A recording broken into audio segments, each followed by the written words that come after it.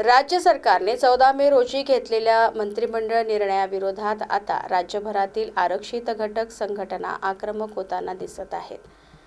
ओबीसींची जातीनिहाय जनगणना करावी आणि राज्य सरकारने 14 मे रोजी घेतलेल्या राखीव प्रवर्गातील उमेदवारांना खुल्या प्रवर्गात प्रवेश नाकारणारा वादग्रस्त निर्णय तात्काळ रद्द करावा आणि या मागण्यांसाठी चंद्रपुरात विविध समाज संघटनांची सहविचार सभा आयोजित करण्यात आली।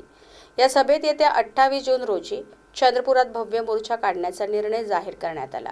या सभेला ओबीसी, अनुसूचित जाती तसेच अनुसूचित जमाती प्रवर्गातील विविध सामाजिक संघटनांचे प्रतिनिधी उपस्थित होते।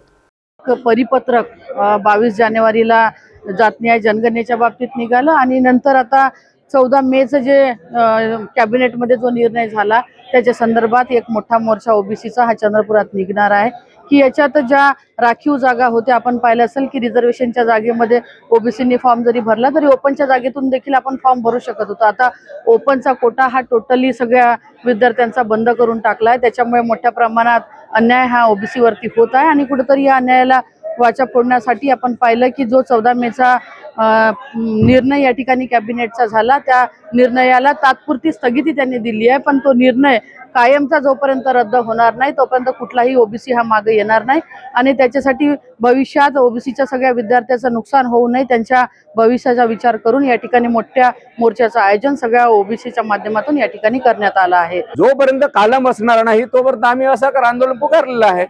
आम्ही सांगत आहोत सरकारने कॅबिनेटमध्ये निर्णय घेतला होता जात नियोजन करणार, जेव्हा प्रत्यक्षात जर भारत सरकारचं गॅजेट काढलं त्यामध्ये आमचा कालमच नाही, मग आम्ही असहकार आंदोलन करणार आहोत।